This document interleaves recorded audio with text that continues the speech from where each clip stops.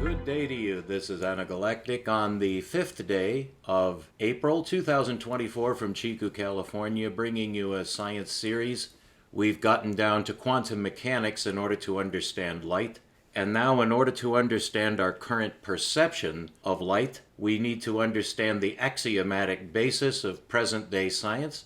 And for that, of course, as you could guess, we need to turn to Euclid. Euclid is his name. He based a lot of his work on Pythagoras and a man named Eudoxus, and this is cited by Proclus. I may have the names backward, but it's not really greatly important. The principles are what we're after here. We're not interested in dates, and we're not interested in names.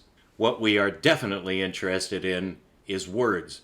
How we use words to axiomatize our science system. This has been the subject of the deepest and most intense thinking of the great men of science throughout all the ages.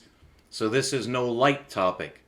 I remember learning about Euclid in school, and I personally, to this day, believe that Euclid ranks as the most tedious, most infuriating, frustrating topic that could possibly be introduced to school-age children, as it was done with me and my peers. Euclid is ancient. He's outdated. What he did was he produced a method. His results are inconclusive, frustrating. They take a diametrically opposed view to Euclid. However, we must use Euclid because basically I've only given you one side of the story. The other side is perfectly valid. Euclid is immortal.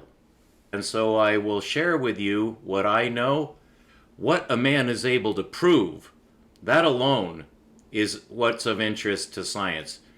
But dates and names are completely irrelevant. What we're interested in is the eternal, foundational, axiomatic basis of logic, of propositional logic, mathematical logic. What Euclid essentially concentrated on was geometry.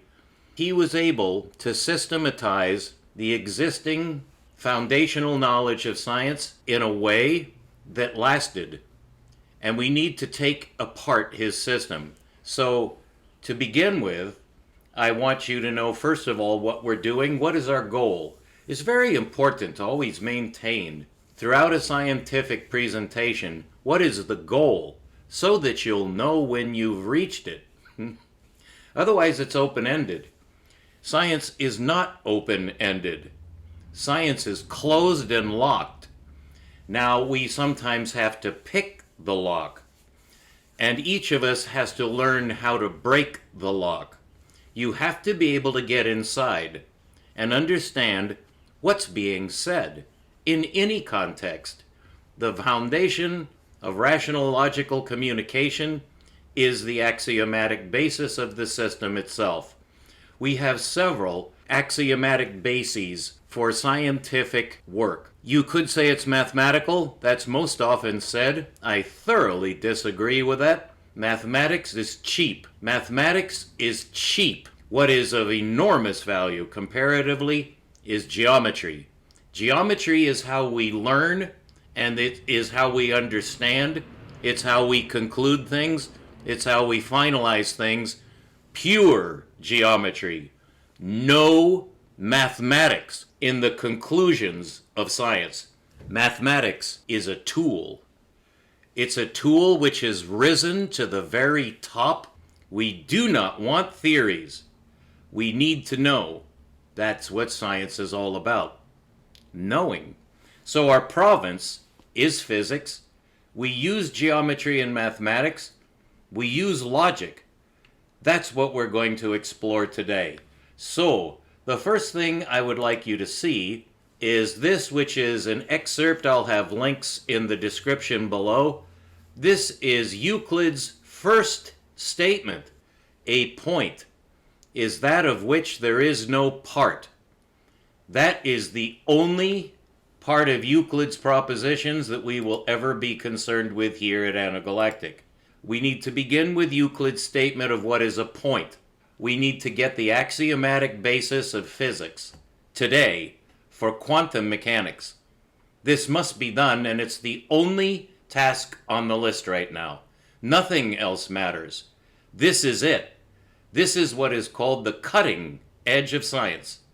The conclusion is inadequate. Einstein pointed that out. Everyone knows it.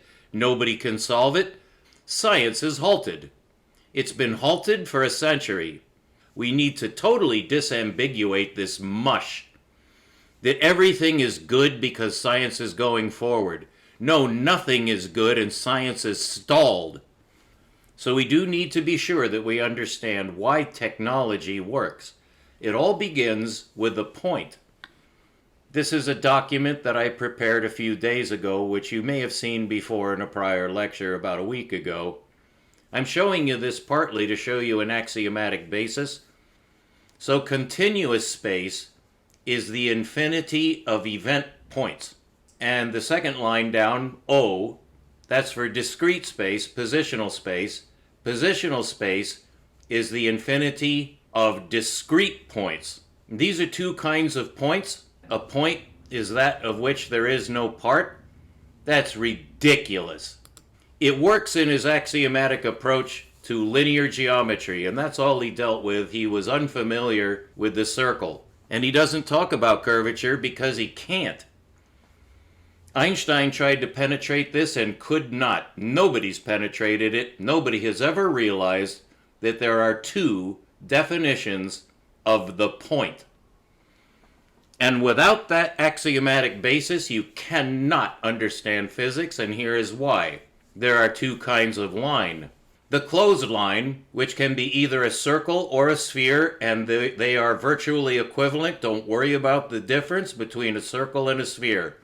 What you need to worry about is the similarity between the circle and the sphere, because they have nothing to do with Euclid. So Euclid is ancient, he's outdated, and he needs to be renovated.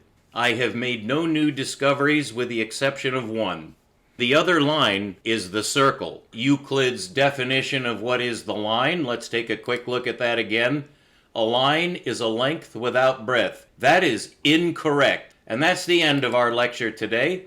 We're going to get the solution, which science has been unable to obtain to the present day. No correct axiomatic basis for anything, and that explains fully why there is a quantum paradox and why nobody can figure out the universe. We're going to get all of the answers because we're going to re-axiomatize science and logic and mathematics, particularly geometry. All logic and all mathematics comes from geometry. We do not have this geometry. We have a subsidiary, inefficient, illogical geometry, which was foisted on the world by Euclid. He wasn't alone. All the Greeks went along with him, and everyone's gone along with him since. We're going to bury him. Lobachevsky could not do this. Bolyai could not do this. They kind of pushed on the envelope, but they were unable to break out of the balloon that science is still in, and we are in a dark age. We are going to understand reality, and this is how to begin. There are only two words in logic that you need to understand fully, but axiom and postulate mean exactly the same thing. Foundational sentences that you use to begin a logic system on which everything depends.